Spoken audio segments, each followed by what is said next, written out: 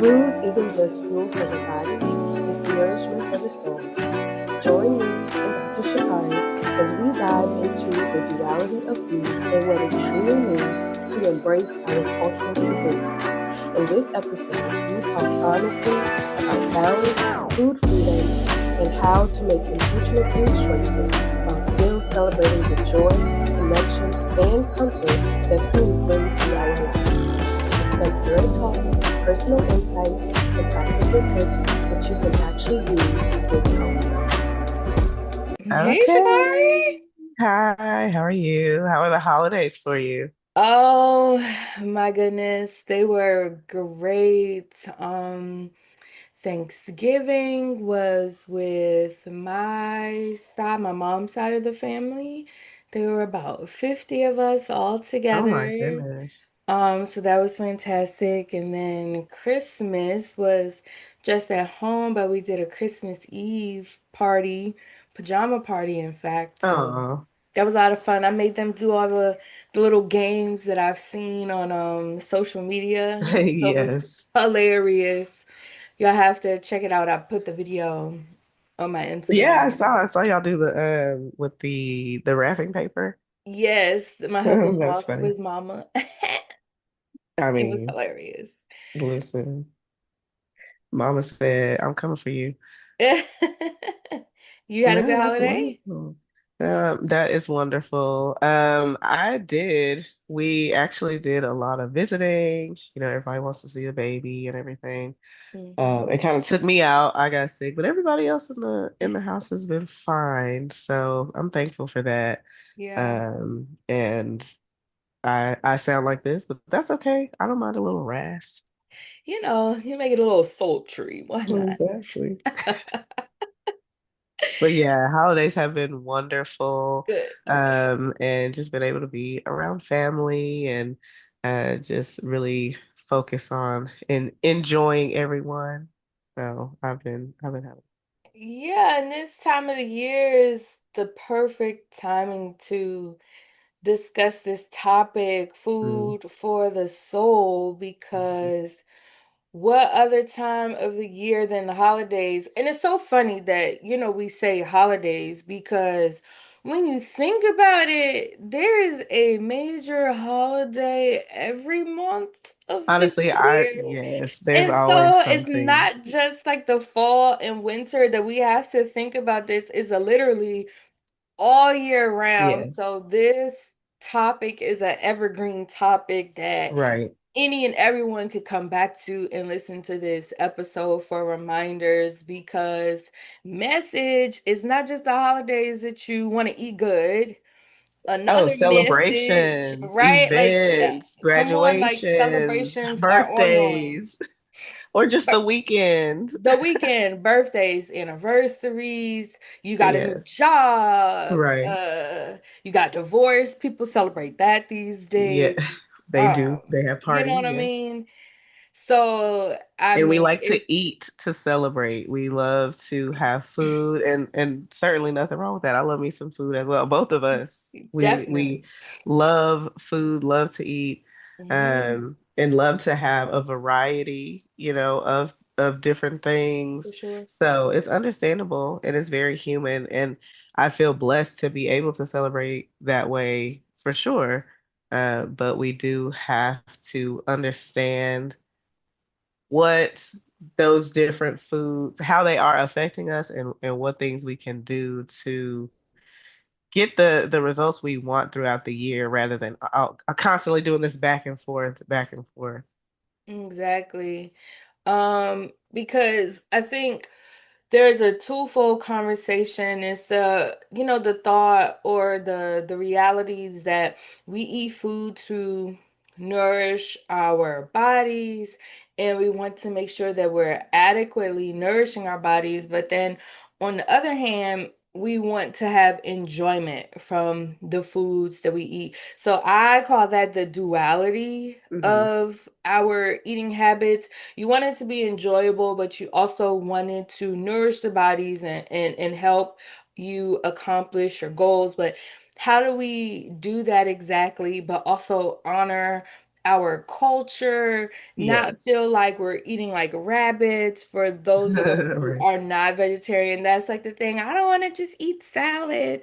Yes. We don't have to just eat salad, although salad is a great part of a great choice for vegetables because Right. you get a variety. And I think it's how we approach it. And we've talked about this offline before, but how people just, we focus on the cultural foods that are like heavy and nutrient Heavy. Yes. dense, or Very calorie dense. rich. The Very rich, the rich. the ham hocks and the mac and cheese and the gravies and all of those things are delicious, right?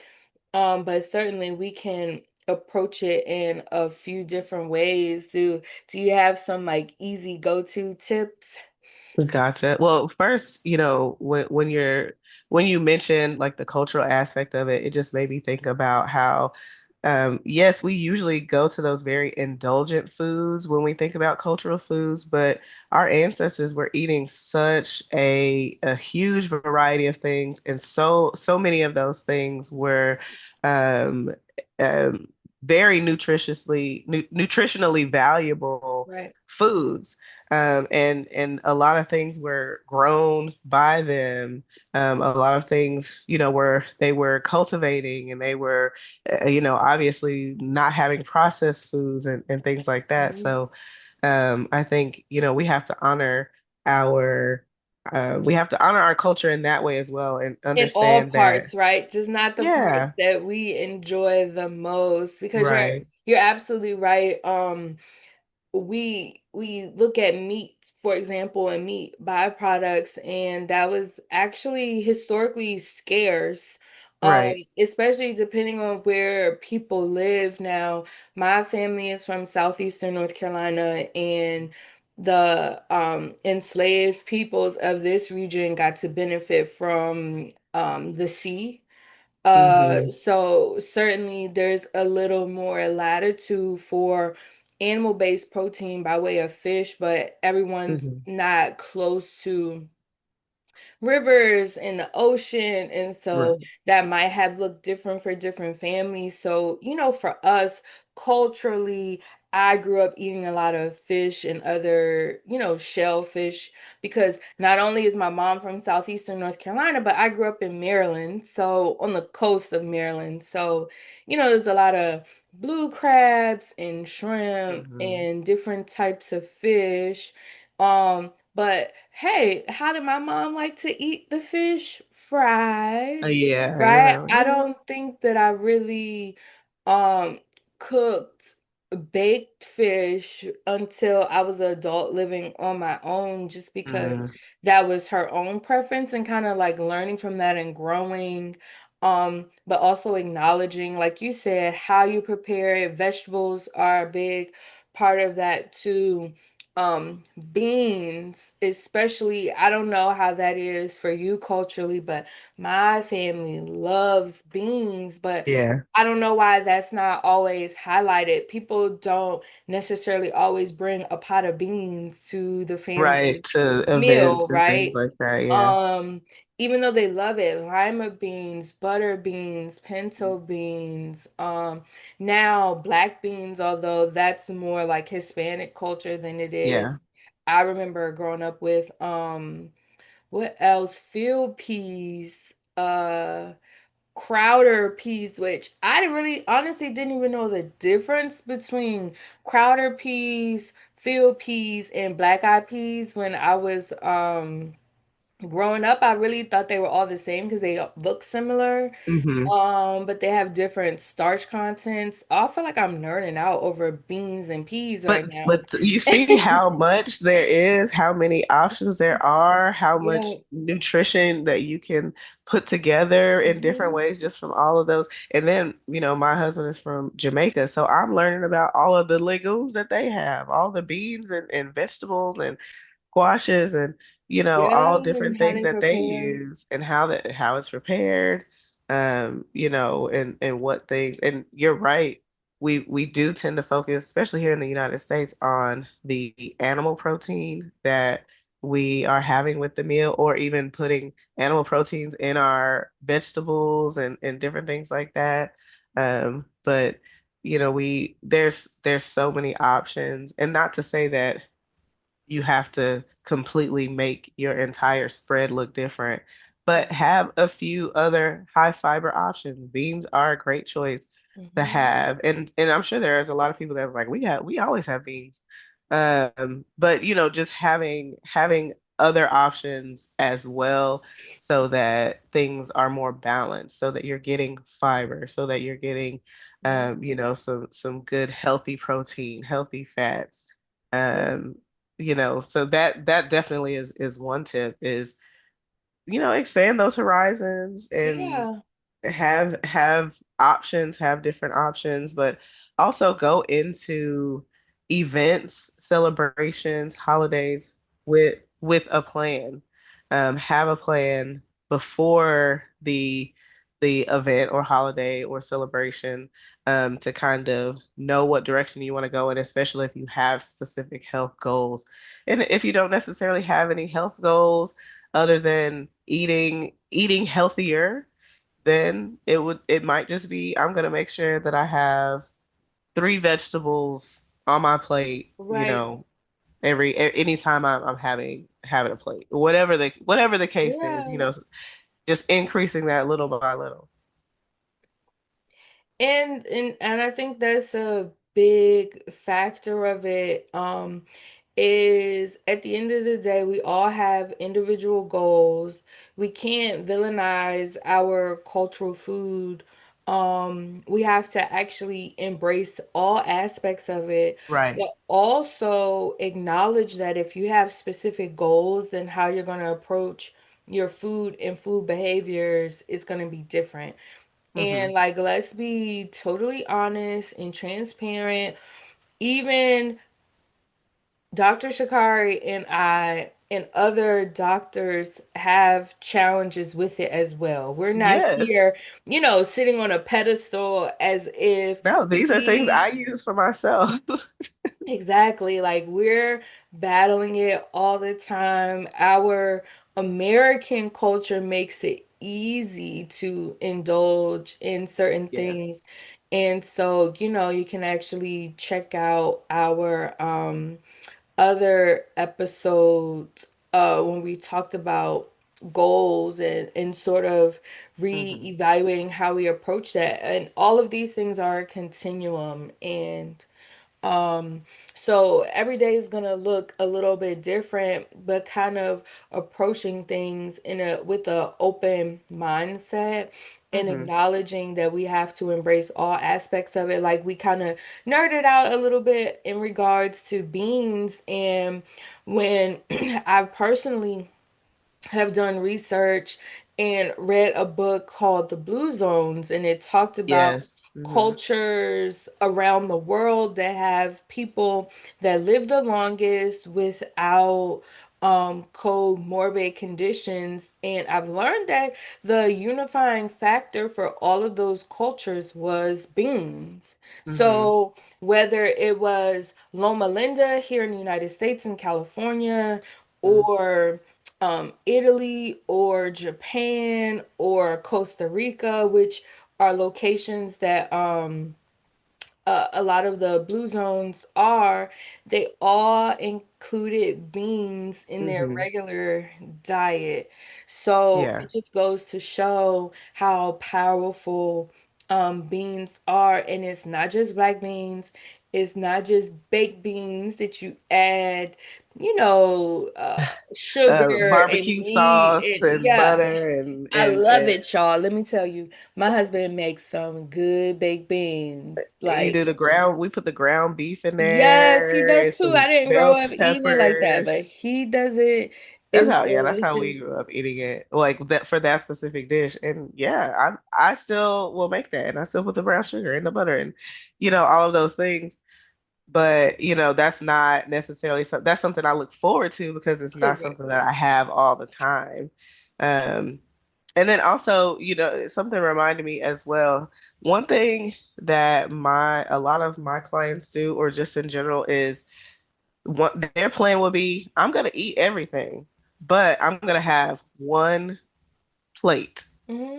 I'm not gonna go back for seconds. I'm not gonna eat it for every day this week. I'm gonna have one plate, which is a lot easier if you're going to someone else's house. If it's your house, then that means you gotta give stuff away. Everybody need to take their plate, you know. Yeah. Um, but that is something like, have those times where you indulge, but the problem is in the constant overindulgence. Right. um, the constant overindulgence becomes the issue. And honestly, our bodies, after a while of that overindulgence, I know we're gonna talk about metabolic syndrome, but eventually, if you're continuously overindulging, your body will you won't be able to indulge anymore. Yeah. There's so many people who are pre-diabetic, that can lead to you having diabetes where you have to watch, the carbohydrates and the starches and the sugars all the time.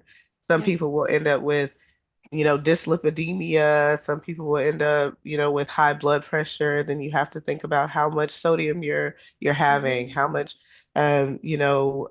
saturated fats and these things. So the overindulgence can lead to a place where you have to be even more vigilant about not having those things. Yeah, and so Dr. Shikari mentioned the metabolic syndrome, which is a constellation of things. So some people have multiple aspects of some people have the totality definition of the metabolic syndrome, and some people may have one or two, Hmm. but is abnormal blood sugar, so elevated blood sugar by way of prediabetes or type 2 diabetes, where you actually have the diagnosis, dyslipidemia or abnormal cholesterol levels. So that could be high LDL or low HDL, which is the good cholesterol, um, elevated blood pressure, and elevated weight as well. So the with their powers combined, they are considered the metabolic Hmm. syndrome. Hmm. Yes. And so the challenges, and we talked about it as well, is um no one there are very few patients that walk into my office begging to be on a medication for their blood pressure, for their cholesterol, or for their blood sugar, right? Hmm. Some Hmm. Hmm. people are interested in being on medications for their weight. We might have a conversation about that in a later episode. But when it comes to like blood pressure and stuff, there is very little like secondary gain that people get from Hmm. managing them, because blood pressure is a silent killer. Most people don't have Hmm. any symptoms at all. Um, Diabetes, you can have symptoms, but sometimes people don't even put two and two together to Right. recognize They just that feel that's what bad. it is, right? They just Yeah. feel bad, and it's, oh, I'm tired, work's been busy, and until, a crisis happens, they don't Right. necessarily manage it. And cholesterol is similar to blood pressure. You don't really feel anything. I say it's not a problem Until until it is until how it I like is, to yes. describe cholesterol issues, because you literally won't feel anything on a regular basis until you have enough plaque buildup that can cause a heart attack. Right. And so the reason Or why we are, stroke. yeah, or stroke, yep. Or peripheral arterial disease. So not just your Right. heart, but your legs can have issues because of Yes. cholesterol. And so we're having these conversations because when it comes to food, we want to enjoy it and enjoy it Yes. and enjoy it without regard to what it could be doing to our bodies on the inside. Yes. And you may not recognize, and hey, I'm saying this out loud, not only to you all, but to myself, not recognizing that all that sweet tea that you're drinking might give a little pep in your step for an hour or so, but then you crash Yes. after, right? And so it tastes good in the moment, but it can be doing more harm than good based on the goals that you have. So we have to do better and we have to think about the totality of what we're doing, but also embracing the good things, Mm-hmm. as well as the indulgent things, Mm-hmm. when it comes to our cultural food. Because I think Dr. Shakar and I both agree there's really no such thing as bad food. It's No. bad habits and bad relationships surrounding food. Mm-hmm. Because you're not gonna tell me that that good old macaroni and cheese with that crust on it after you keep it in the oven for a little bit, you can't tell me that that's bad. It's God not, it's created not that. bad. There's God no way that created that's that bad. for me, okay? It has its place. It has its That's place, right. you know. I like that. I like that. All foods have a place in Mm-hmm. your life Mm-hmm. with the proper balance, Right. right? Right. And so this message might not be for everyone, right? Because everyone's story is different, but our goal is to allow these foods to remain having a place in all of Yes. our lives through the end of our lives and not having to make adjustments for some of the foods we love just because of our the health consequences. Exactly. We don't want to get to a place where the foods that we love make us feel bad, where they no longer love us back. Oh, mm-hmm. Yes. Because these are, food is so it's such an important factor in culture, and it's so important to be able to celebrate your culture in that way, but also celebrating the fact that our ancestors were multifaceted and did work very hard, and they also ate things that came from their own hands. I think for me, I think about a good, better, best system. Like good is me being mindful of what I'm having. It may not be perfect, but I'm still making choices that I feel like I can be proud of. Better is me really focused. I'm focused on the nutritional aspects of my food. Still Yeah. gotta taste good. I'm not eating no nasty food. But and Right. then the best is, that's where I'm making everything from scratch. I'm And getting you're vegetables locked from my in. garden. I'm locked in. Things are organic. But again, like I'm not about to be in any one of those categories all the time. That's right. I just try to do good when I can do good and try to do my best when I can do my best. I love that. I But love also that. understand what results I get in each of those categories as well, and set my expectations accordingly. Yeah, I love that. I love that. And in a way, I'm gonna like borrow that. I was gonna say steal, but I'm gonna borrow it.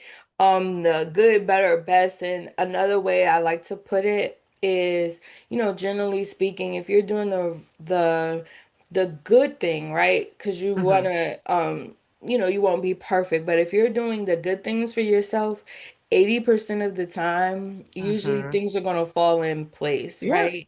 It's when the balance tips and Hmm. you know, 5 days out of the week, you're eating fast food, for example, or Yes. 5 days of the week, you're going to your favorite soul food restaurant, or you're eating the leftovers from that soul food restaurant.